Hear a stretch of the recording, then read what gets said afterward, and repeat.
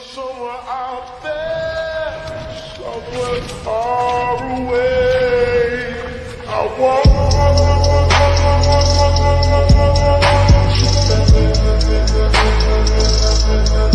Ang ating kwento ay patungkol sa isang lalaki na kapag paulit-ulit na namamatay ay mas lalong lumalakas. Bago tayo magsimula sa kwento, maaari bang pakilike naman ng video na ito, at kung gusto mo naman na lagi kang updated sa mga bagong kabanata ay i-click mo lang ang notification bell dyan sa ibaba. Simulan na natin ang unang kabanata. Sa isang mataong lugar may malakas na sumisigaw na boss. May isang karakter na nagtatanong kung bakit nagbebenta ng pakwan ang isang tindahan ng baboy at kung hinog na ba ang mga ito. Pagkatapos, nag-utos siya na ibigay sa kanya ang mga pakwan na walang balat. Isang karakter na mukhang galit na galit ang nagtanong kung naghahanap ba ng gulo ang isa pang karakter. Sumagot ang binata na naghahanap nga siya ng gulo at tinanong kung ano ang gagawin sa kanya, kung puputulan ba siya. Nagbanta ang galit na karakter na puputulan niya ang binata at gagawing minced meat. Kinumpirma ng isang karakter na ang kanyang kaharap ay si Butcher Zin, ang responsable sa pagpatay sa buong pamilya Kiao. Pagkatapos, nagbanta siya na kukunin niya ang buhay ni Butcher Zin. Inatake ng karakter ang kanyang kalaban gamit ang isang misteryosong teknik na tinatawag na Radio Calisthenics #8. Subalit may malakas naman na kalabog ang ipinakita. Pagkatapos ay ang binatang maangas kaninay ngayon ay malapit ng matalo. Kalaunan ng binata ay namante, at ngayon si Kiao Mo ay patay na. Siya ang pangunahing tauhan sa kwentong ito. Nagsisi ang karakter na pumatay kay Kiao Mo dahil hindi niya napigilan ang kanyang sarili. Sinabi rin ng ibang mga tao na pinatay niya si Kiao Mo at hindi dapat siya makatakas. Ngunit may nabuo naman na aura kay Kiao Mo, at agad na muling nabuhay. Sa hindi maipaliwanag na paraan, muling nabuhay si Kiao Mo.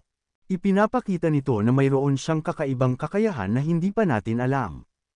Matapos muling mabuhay, nagreklamo si Kiao Mo tungkol sa kanyang kamatayan at humiling sa system na payagan siyang mag-level up pa. Ipinapakita ng system ang mga stats ni Kiao Mo matapos siyang mamatay. Mayroon siyang death rating na C at nakakuha siya ng 10 skill points. Mayroon siyang natitirang 20 skill points at 4 na beses pa siyang maaaring mabuhay sa loob ng 7 araw. Maaari niyang gamitin ang kanyang skill points para palakasin ang kanyang Immortality Punch skill. Ipinagmamalaki ni Kiao Mo na nakakuha siya ng level C rating at agad niyang na-master ang Beginner Immortality Punch.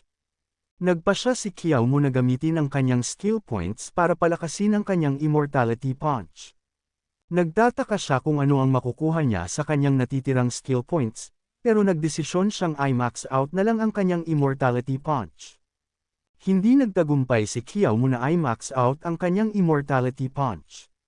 Dahil dito, random na ipapamahagi ng system ang kanyang mga skill points.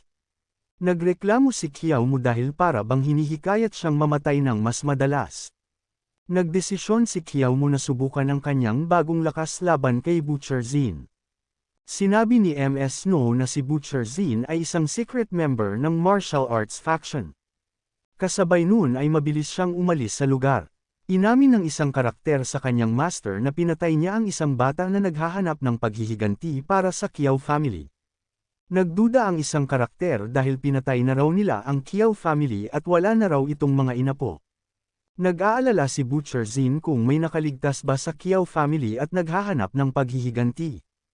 Kinukumbinsi niya ang sarili niya na patay na ang lahat ng miyembro ng Kiao family at mabilis niya silang pinatay. Nakaramdam si Butcher Zin ng presensya ng ibang tao at nagtanong kung sino yun. Nagulat si Butcher Zin nang makita si Kiao Mo dahil akala niya ay patay na ito. Nagpakilala si Kiao Ching at sinabing siya ang kapatid ni Kiao Mo. Binalaan niya si Butcher Zin na magbabayad siya sa pagpatay sa kanyang kapatid. Ginamit ni Kiao Ching ang kanyang lihim na teknik na bare hand blade catch para pigilan ang atake ni Butcher Zin. Ngunit makikita naman ang pag-atake ni Butcher Zin na pinaghahampas lamang ang kanyang kutsilyo. Sinabi ni Kiao Ching kay Butcher Zin na hawak na niya ang kanyang blade at tinanong kung natatakot na ba siya. Sumagot si Butcher Zin at sinabing tignan muna niya ang kanyang kamay bago siya matakot. Sinabi ni Kiao Ching na nahuli niya ang blade ni Butcher Zin pero nasasaktan siya. Ipinapakita niya na kahit nasasaktan siya, hindi siya magpapatalo. Nagulat si Butcher Zin dahil hindi niya maalis ang kanyang blade. Sinabi niya na baliw si Qiao Qing at ang kanyang kapatid.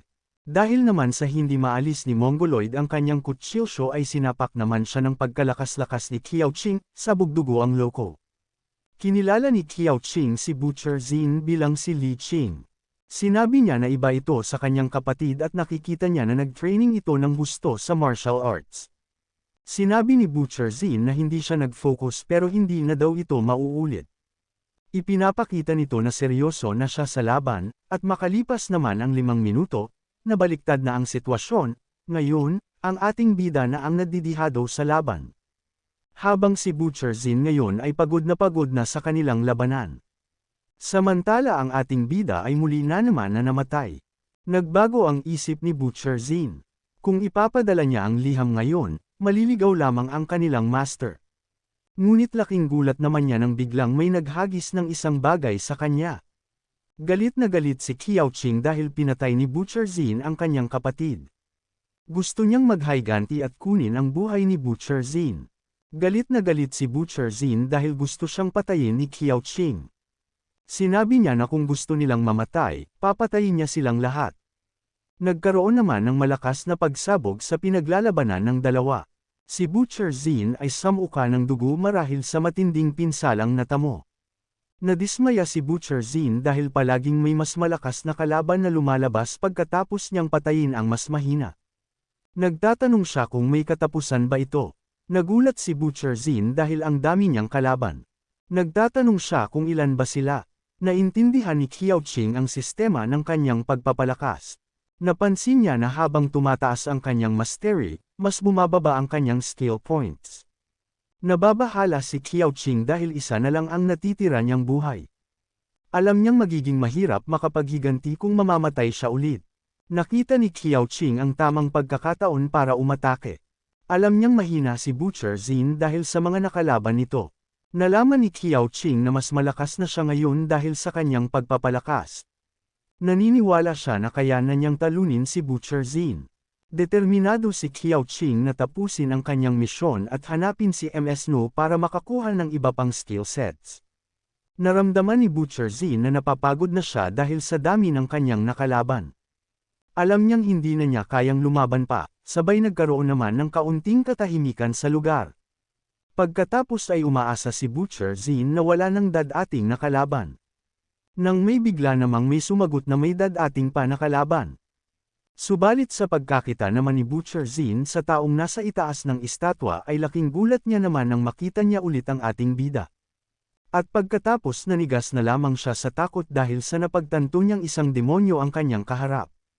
Mabilis pa kay The Flash, agad na inatake ng bida si Butcher Zin.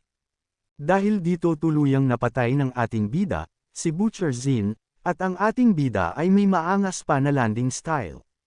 Nakakuha si Qiao Qing ng gantimpala dahil sa kanyang pagtatagumpay. Nalaman ni Qiao Qing na si Butcher Zin ay sangkot sa pagpatay sa pamilya Qi. Gusto niyang subukan ang kanyang teorya tungkol sa rating na nakukuha niya kapag siya ay pinapatay. Hindi kayang basahin ni Qiao Qing ang isa pang liham. Kaya naman, ibibigay niya ito kay MS No para malaman kung ano ang nakasulat dito. Pagkatapos ay naglakad na papalayo ang ating bida, kalaunan huminto siya sa isang tarangkahan, sinabi rin niya, habang tinatawag ang pangalan ni Snow, aniya na nakarating na nga raw siya. Maya-maya lamang ay may nagbukas naman sa tarangkahan, at makikitang inaalis nito ang takip sa mukha ni Qiao Qing. Ipinakita naman si Snow na napakaganda, at ang sarap, tanong pa niya sa ating bida na kung saan nga raw ba ito galing. Napansin ni MS Snow na hindi si Qiao Mo ang kausap niya. Dahil sa iba ang boses nito, nagbago na si Qiao Qing. Sinabi niya na nagdadalaga lang siya kaya nagbago ang kanyang boses. Hindi naniniwala si MS Snow sa kanya, nagtataka naman ang ating bida, dahil sa kung hindi ba daw talaga Ning ang kanyang apelyido. Naalala ni MS No ang mga pangyayari nitong nakaraang buwan kung saan tinatanong ni Qiao Qing kung hindi ba talaga Ning ang kanyang apelyido. Sabay agad naman niyang niyakap ang bida, ay inamoy ito. Samantala ang ating bida ay nasabi naman niya na isa siyang napaka-swerting nilalang. Pinaupo naman siya agad ni Snow. Kinumpirma ni MS Snow na si Qiao Qing nga ang kanyang kasama dahil pareho pa rin ang amoy nito. Sabay ipinakita ang kanyang mga hita na napakasarap. Magagamit na ni MS Snow ang kanyang divine sight. Wala nang mate at tago sa kanya at hindi siya maloloko. Pagkatapos ay hinahamon ni Qiao Qing ang divine sight. Si Qiao Qing na lang ang natitirang miyembro ng pamilya Qiao. Gusto niyang matutunan ang susunod na chapter ng Immortality Punch pero kailangan niya munang magkaroon ng mas maraming aura at lakas. Gusto nang maghiganti ni Qiao Qing para sa kanyang pamilya. Malakas na raw siya kaya gusto na niyang matutunan ang Immortality Punch, dahil naman dito ay agad naman na hinawakan ni Snow ang kamay ni Qiao Qing. Sabay sabi na ipakita nga raw sa kanya kung ano ba talaga ang kaya ni Qiao Qing, habang inilalapit ito sa kanyang Cocomelon. Mga boss, hindi ko ginawang 20 minutes ang video na ito sa kadahilan ng baka hindi nyo ito magustuhan kaya parang trailer pa lang ta. Maraming salamat sa inyong panunood.